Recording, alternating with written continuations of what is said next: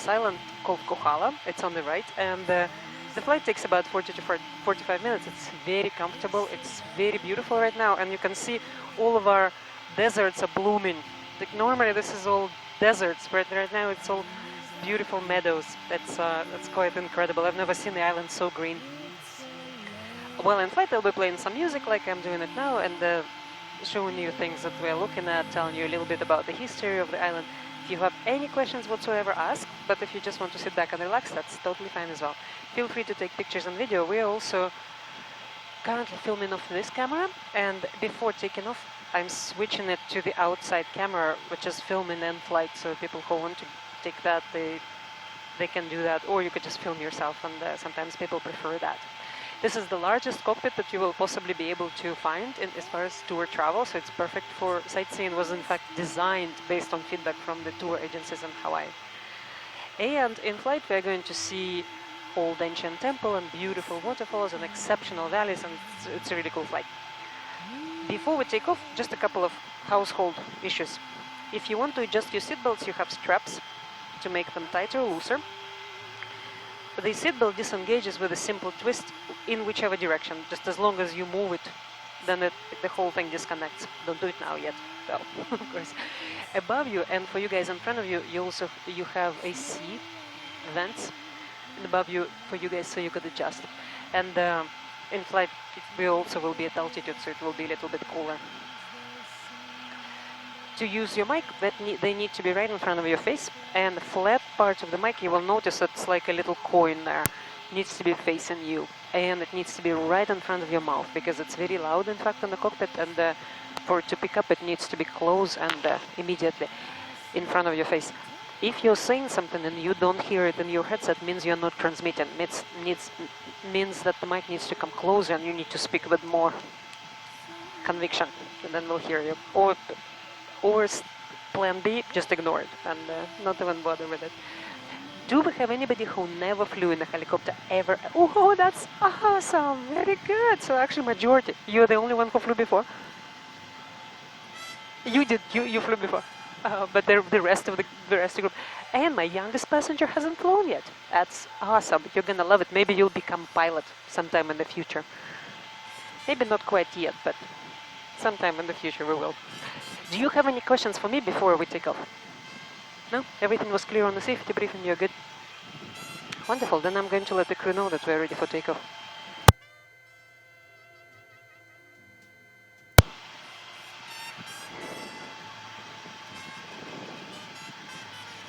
Then we're going to change the music.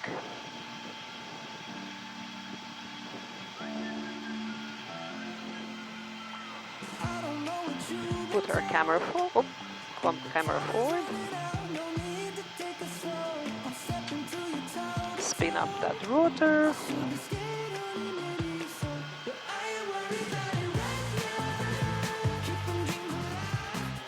And we're going to take off. All clear, taking up.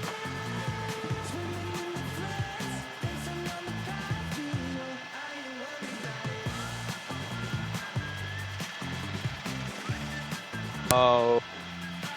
Isn't that cool? So.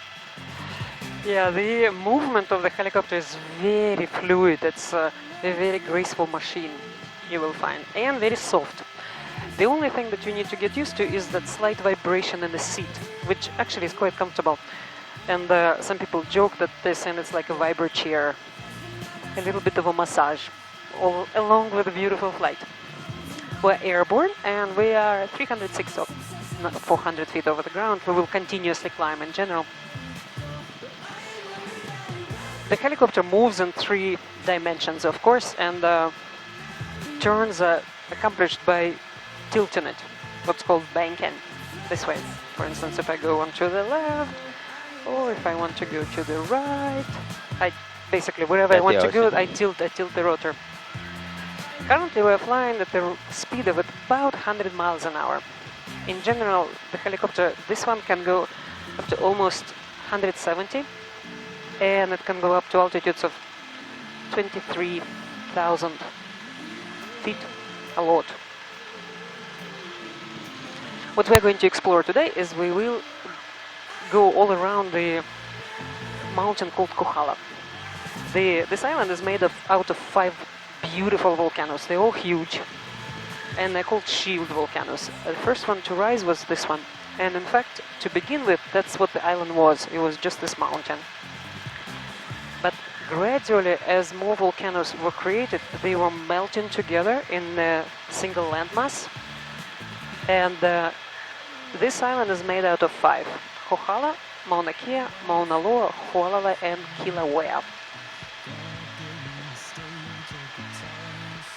The island by now is 95 miles north to south and 79 miles east to west. Fairly large. There is no road that circles the island entirely because on the Kohala side, facing east, there are no roads. It's inaccessible by land, only by air. And therefore, these tours are quite popular because it takes people to places where nobody can go. Below us, you can see extensive gulch. It's Kauai High Harbor Gulch. This mountain, being the first volcano to rise, was also the first one to stop erupting. It's now extinct, and what you're seeing is the erosion that happens on it as it ages. As far as volcanoes go, aging is making them more beautiful. It makes them greener, beautifully textured, intricate designs, all very different in the way they operate.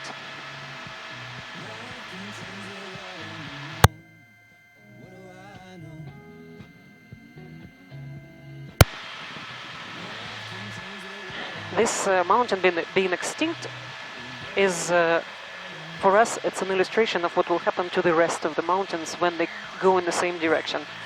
On this island, out of 5 volcanoes, 3 are still active. 1 currently erupting, and 1 kind of stirring, and they're wondering if it's going to start erupting. As the volcanoes age, they all go in the direction of greener, smaller, shorter. You see that expressed in all of the islands next to us. Every next island is at least 1 million years older. And across the channel, you can see the island of Maui. And if you have very good eyes and good imagination, left of it, a little stump, that's Koho'olawe. That's also an island. Our 10, 11 o'clock. What I'm aiming to do is first of all, I'm passing the village because we don't overfly houses because we don't want to make people unhappy with us. But also, I'm looking for crossing this mountain at a little bit of a lower altitude to bypass the buildup of clouds.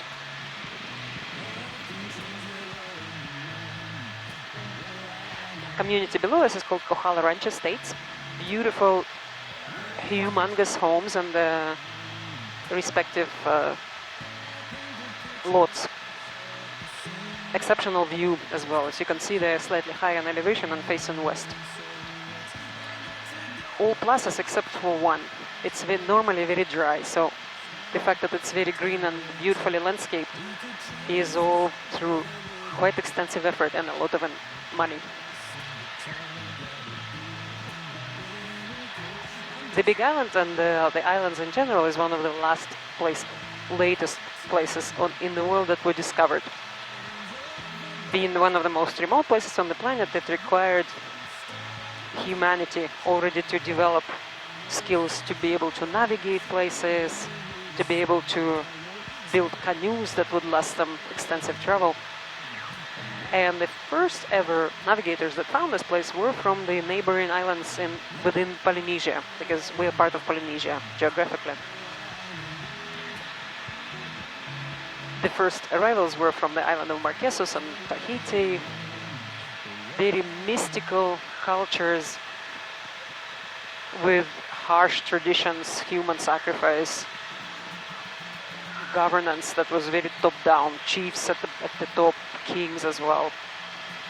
The island's culture initially wasn't quite as peaceful as we see it now, with flowers and dances and aloha. It was also aloha, but it was aloha plus warriors and wars and everything that comes with it, human sacrifice for quite a long time. We will see parts of that history as we're flying along. And right now we're crossing on the what's called windward side of Kohala, and windward side of the island. You can see that this side is much greener, and we're about to fly over the rainforests.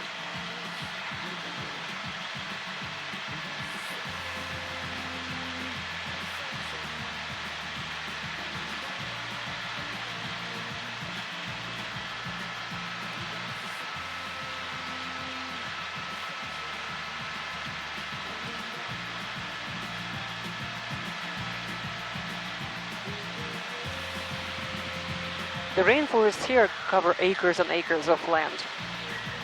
Clouds that form end up creating a lot of rain, naturally. You can see that to the right of us, the clouds are to the ground, and it actually is already raining there.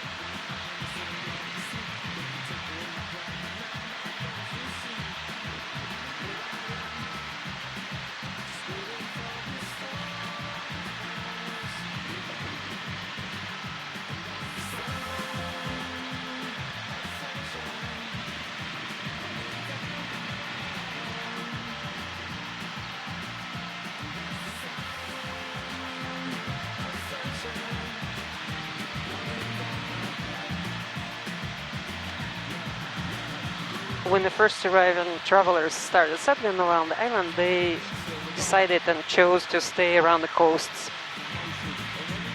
The valleys of Kohala was one of those areas, and in fact became the most prominent areas to settle, and in a minute you'll see why. Across miles and miles of shoreline, this stretch of Kohala has 7 beautiful valleys.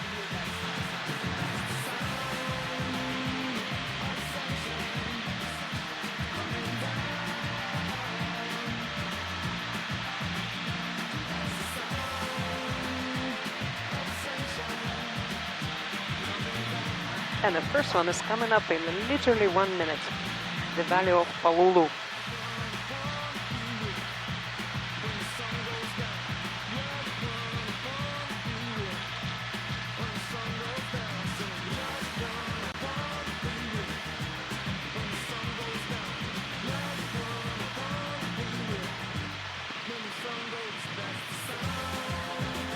The valleys are all different in shape, size, and during the early years of the kingdom, all of them held small communities. We're going to descend to the coast and explore them one by one as we're traveling.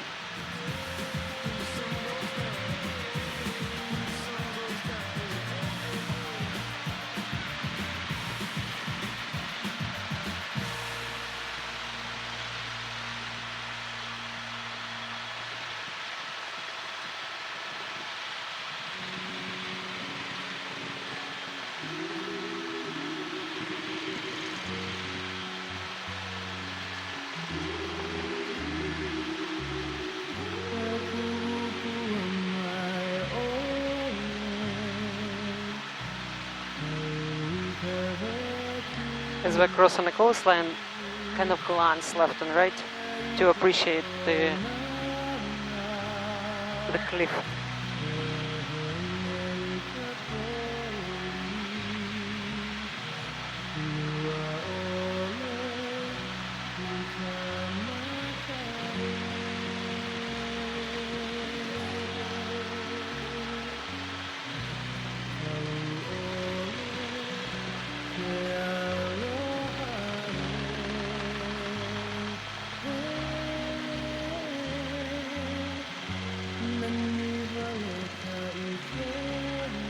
The coast of Kohala experienced catastrophic collapse that caused the island to break.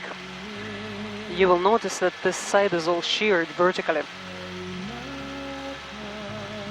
The landslide created a magical line of cliffs, and during that event, the valleys that were already starting to build became larger because this whole side ended up getting shaken up with them.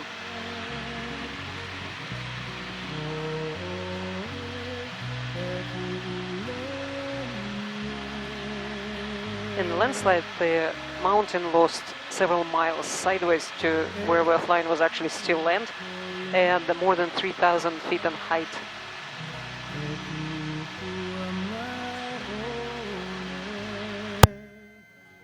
You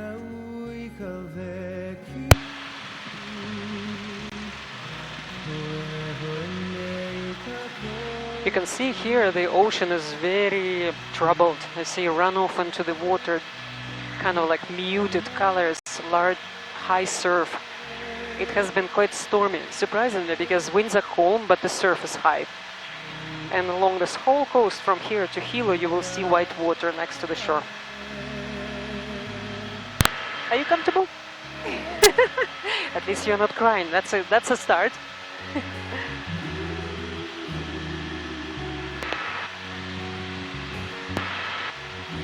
As we're traveling across, you will notice that the waterfalls are starting to show.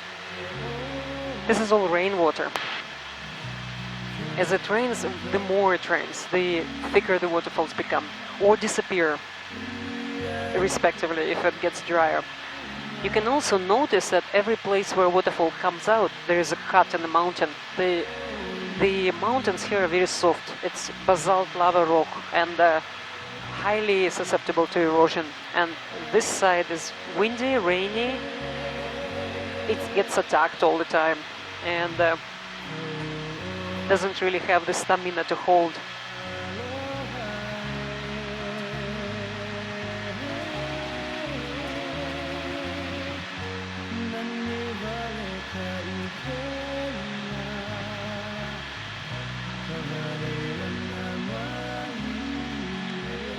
Beautiful waterfalls here end up on this tiny outcrop, and actually there is somebody who lives here permanently. He plants everything that he needs for his life in the garden and try to stay away from human beings in general.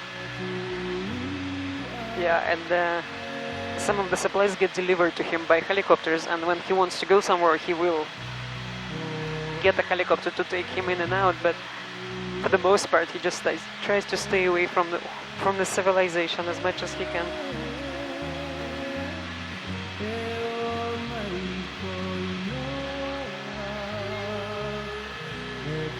We're going to enter the next valley. It's called Vaimanu, and explore it from the inside.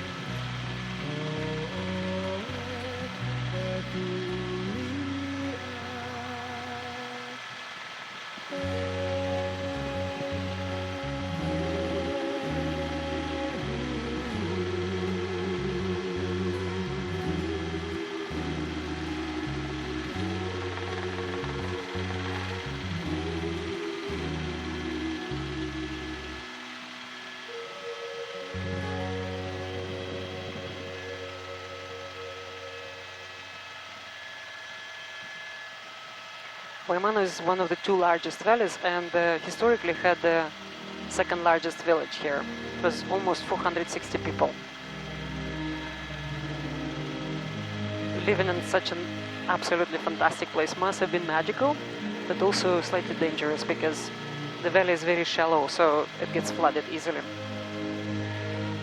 And the island gets hit by tsunamis quite a lot, and after the most deadly tsunami in 1946, more than 100 people died.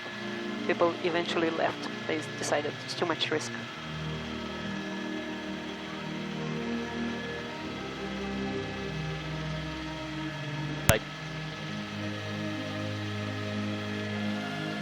If Holm is trying to say something, if you put her mic a little bit closer, you'll be able to hear what she's saying. I don't know if she wants to talk. Okay. Inch. A vertical cliff here, and you can see multiple waterfalls. This area is called Vaimanu Keyhole. You can also see all of those vertical stretches is potential waterfalls. The slope increases the number of waterfalls depending on what it needs.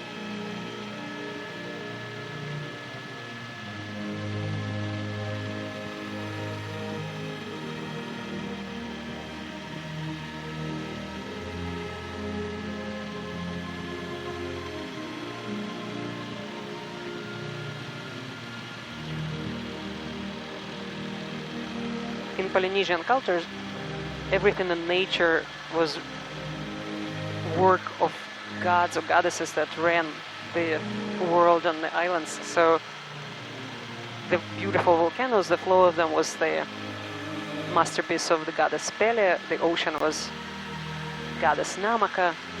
Anytime the island went to war, they would ask for the help of god of war. Even with the sharks, there were gods and goddesses that were sharks, that some of them were benevolently protected the island. They also believed that places held power, not just, it wasn't just in the gods and goddesses. Places held power and people held power, just to a different degree. In Polynesian cultures, there is a concept of what's called mana, the divine strength, power, spirit that's infusing objects and creatures. So among the three most sacred places on this island is the next valley we're going to see, the Valley of Waipio. Hawaiians believe, and to this day this valley is sacred, that that valley has a lot of power as part of its even walls. They believe that Waipio Valley protected people who lived in it, and during the centuries, according to the legends, it was considered the entry into the underworld. They felt that they needed to respect this valley, and knowing how much power it holds to build temples in other places around the island, they would look to build with the rocks of this valley. They would carry them to the other portions of the island to build.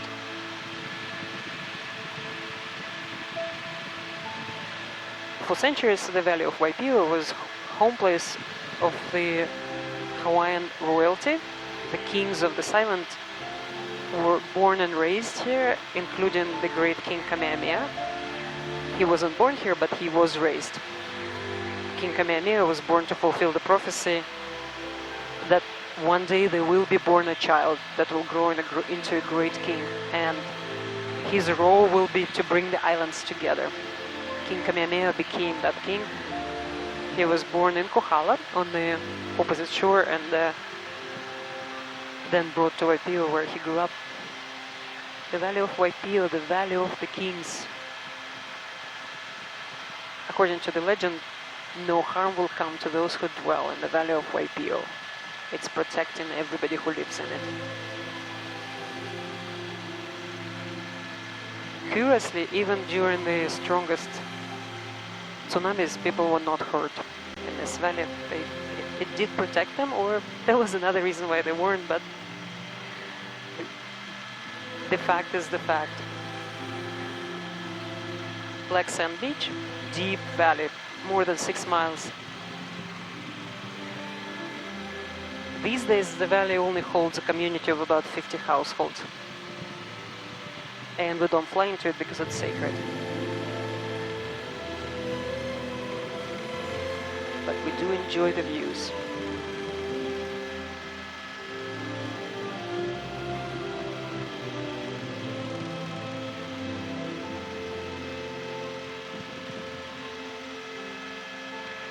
There is actually a hiking trail that goes from Waipio into Waimano. Unfortunately, the last few months it has been closed because entry into Waipio started to collapse, and they closed everything altogether. But imagine hiking through this beautiful forest, because that's where the hiking trail goes.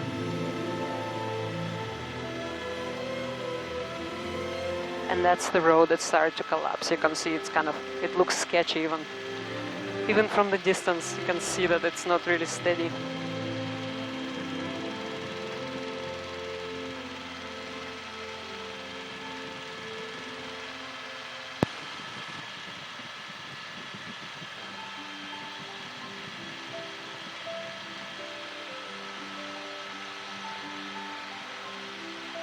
The Valley of the Kings was also the place where first naval battle between Waipio and Waimano, first naval battle between Big Island and Maui was won by the Big Island, and it heralded the beginning of the Great War The sequence of events that started here with that battle continued, and for over 20 years, King Kamehameha led his troops across the island chain to bring them together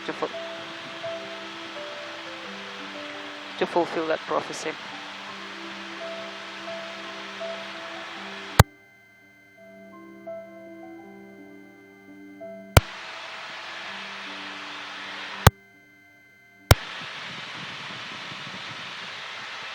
We're going to be treated to a little bit of an aerial show. There's one more helicopter coming our way.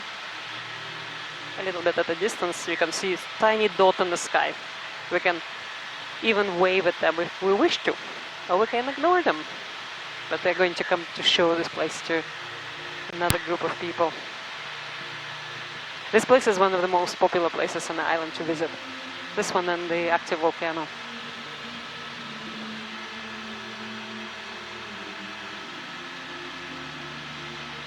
Along the shores, there is no road, nothing connects the two. The valleys across. In the olden days, this was not at all a limitation, because they got around by boats anyway. They did not need roads. In fact, they didn't have horses. And walking across those mountains would be a really long exercise. So for them it was perfect. They would jump on a boat, go to the next valley.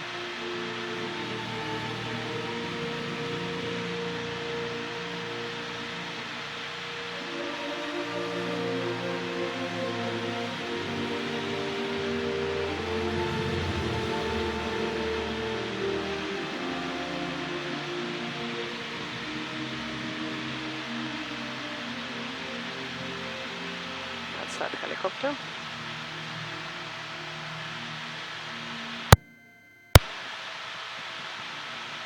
Right there.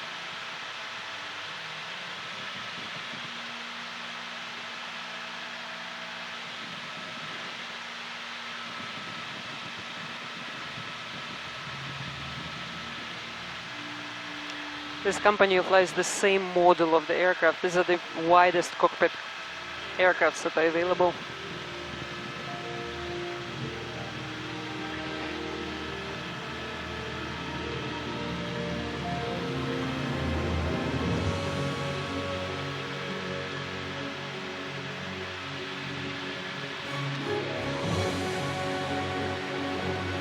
It wasn't for a while that the islands were discovered by the Western civilization.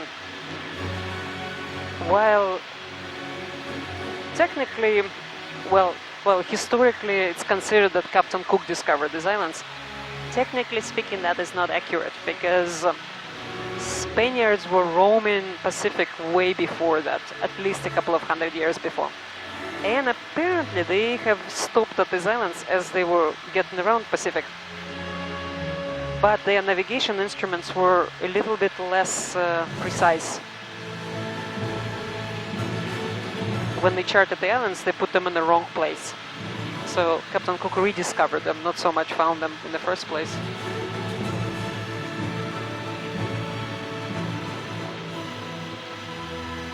Notice how there is white water there, and right beneath here is a rock. Right there beneath the surface is a rock. A little bit to the side, beneath the surface is a rock. The waters around here are treacherous. During the days of active travel along the Pacific, there were actually hundreds and hundreds of shipwrecks here. The captains that weren't familiar with the area would sail right into the areas that were thick with rocks sitting close as that, and historically there were at least 1,500 shipwrecks just recorded. Whoever knows how many happened that weren't even.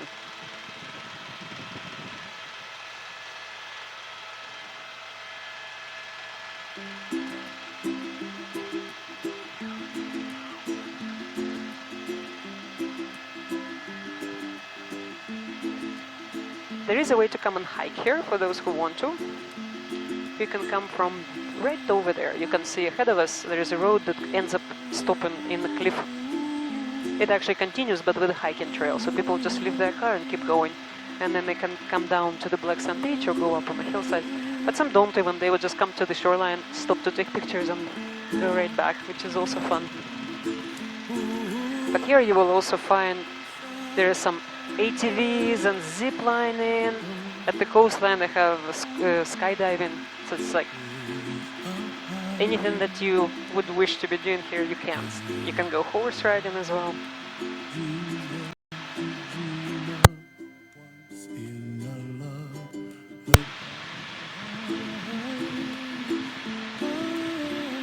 Beautiful area, very cold. Since the mountain has gone extinct, this is the most stable part of the island. The rest of the island is not so stable. 2/3 of the island is still experiencing multiple earthquakes a day because of the active section being in the south. And while normally the earthquakes are on a smaller scale, but 2, 3, 4, every so often when it's shallow, 4.5 is quite noticeable. And we do get those every once in a while.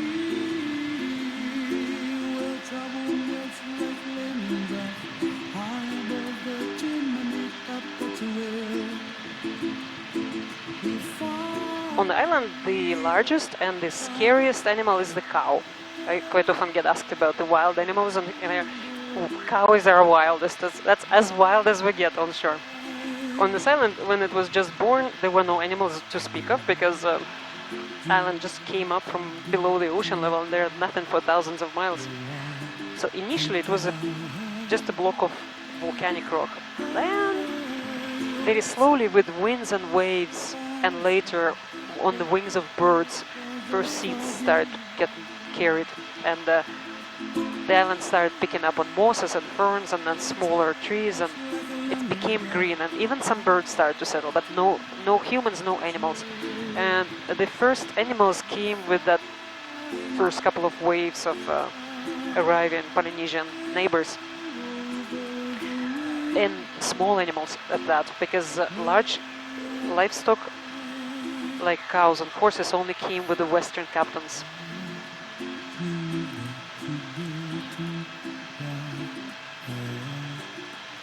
Cows and horses were only on this island last 200 years. In fact, when the Captain Vancouver brought a horse to the King Kamehameha, King Kamehameha looked at him and said, "What am I supposed to do with it? I have no use for this thing." I don't know.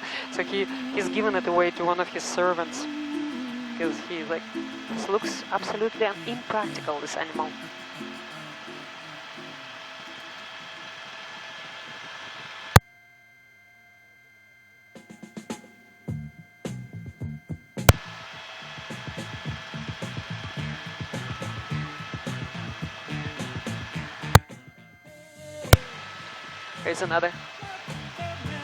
Here's another helicopter coming up.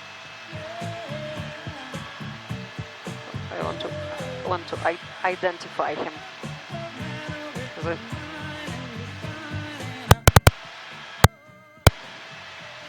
He's saying right to right, so he'll be on our right side. Oh, there he is.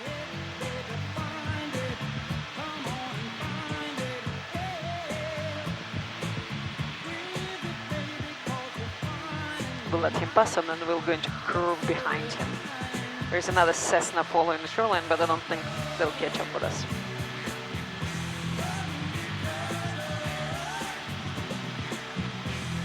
Helicopters are beautiful things from when you see them from the outside, right? So graceful, so comfortable.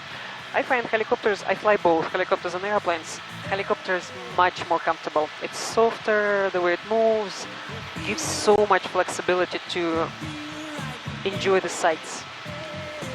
You can slow down easily, can turn in small spots. Very enjoyable. Look at the cloud to the left, it's already down to the ground. On this island, the weather changes literally over very short spans. Within half an hour to an hour, a place that was clear before could be entirely cloudy.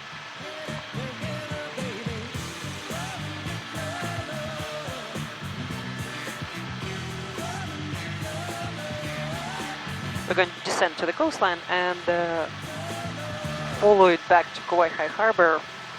I'll show you one of our best white sand beaches, and a couple of archaeological sites, including that temple that I promised you from the beginning.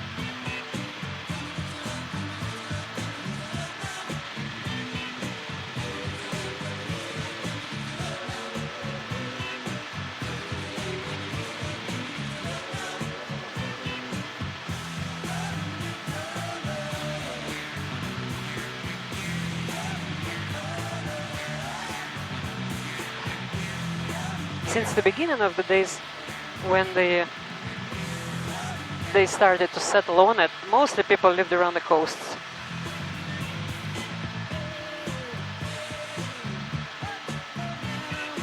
And we'll see some of the coastal sites where villages were, because the site is very dry, so whatever was built remains the basis of the homes.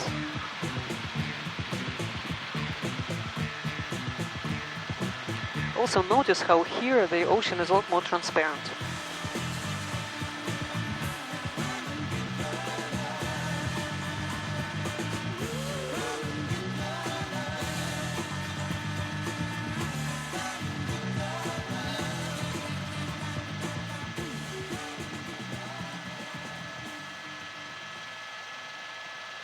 You can see here the way lava was flowing into the ocean, because lava is flowing at very high temperatures. It's about 2 to 3,000 Fahrenheit. So when it reaches the ocean, it doesn't harden immediately. It still carries a little bit of a momentum with it. So here you can, more than anywhere, see how that was happening. You can see almost like fingers of flows of lava reaching in. And a very, very blue ocean. Best snorkeling, and the best anything in the water is on the west coast.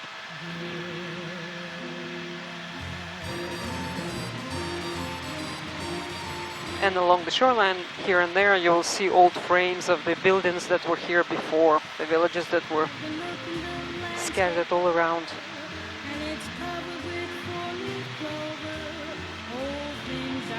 That great king I told you about, the King Kamehameha, eventually did come into his power. He became a powerful leader. In this very harbor called Kauai Harbor, he was preparing for war. All around it, there were campsites of his warriors. 10,000 he gathered before he could launch. But there was still one more thing he needed to do. War cannot happen without the support of the god of war. And according to the prophecy about him, he was meant to build this very important temple. When they built it, they named it Puukohala Heiau, Temple of the Heel of the Whale. Puukohala Heiau was built with the rocks from Waipio Valley. All the way across. We're talking from the harbor to the valley is about 15 miles by land or so. So what the chiefs did, they lined up people, human chain, all the way across the island, from Waipio Valley to here. More than 15 miles of people standing in the human chain, quite an effort. And they were hand passing rocks from all the way there to here, just to build a temple. It was important though, it was to the god of war, so didn't spare any effort. Human sacrifice on this island, or in general on the islands, was stopped fairly recently, only 200 years ago. Until 1820 it was practiced. So when temple was built and consecrated, it was 1791. It was in the middle of all of that wild era.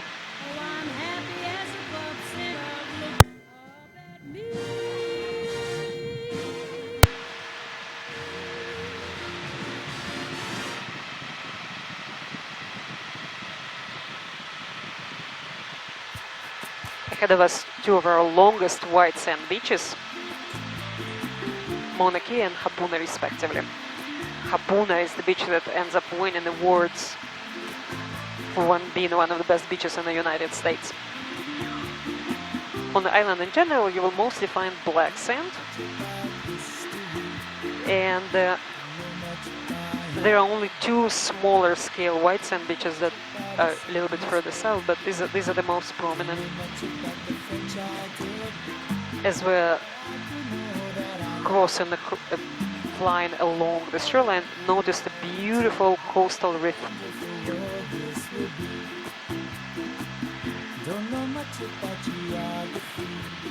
And as we're nearing the harbor, I will be able to point out the temple that was built with the rocks of Waipio Valley, and then we'll also come in from land to look at it. So on the right side of the harbor, on the green hill, there is a brown platform on top of it, and another parallel one just a little bit lower, just over there. This is Puukohala Heiau National Park. The park is named after the temple.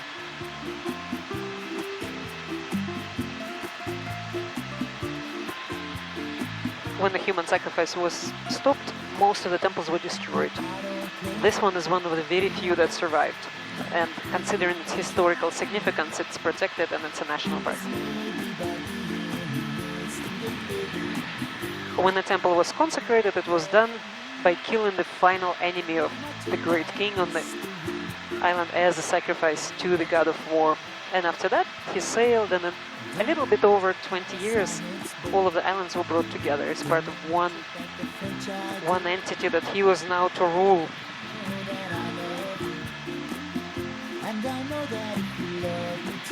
And beginning of 1800s for Hawaii became beginning of the up and up and up and up. The human sacrifice. The war was won in 1810. Human sacrifice was stopped in 1820. In the same year, early first Christian missionaries started coming.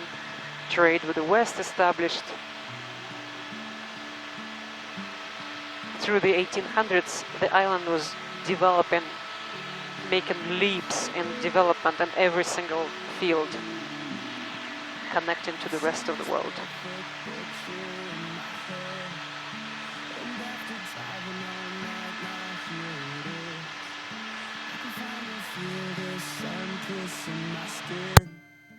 And I just wanna take it. Yeah, I just wanna take it in. Breathe it in and out. This is what it's all about. These are the moments we live for. And we're almost finishing our trip. We're starting to descend to the base. As we're descending,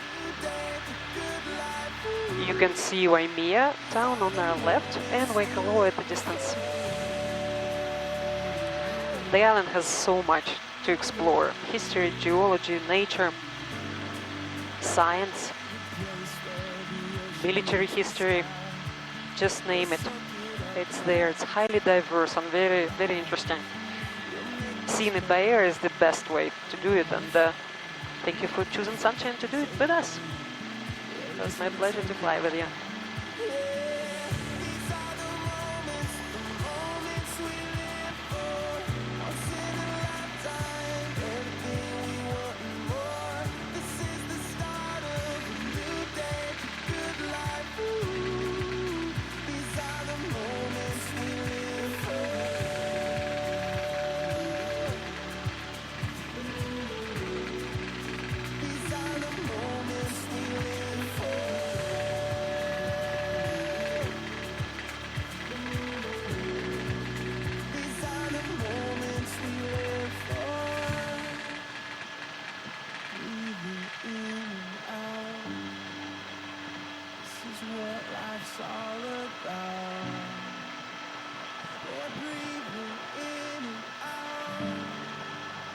This is what it's all about.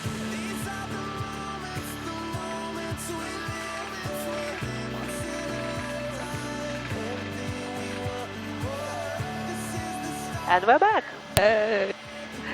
We're safe. Look at that. Oh, she fell asleep. That's so Oh, sweet, adorable. Yeah, that's not normally what happens with the kids. Now that we're safely back, you can open your seatbelt with the twist, whichever way. The team will open doors and help you step out, and the headsets will go on the back of your seat or on the hook behind, and have a wonderful day Thank here. you. Thank you. That was amazing. Amazing. You're very welcome. My Thanks. pleasure.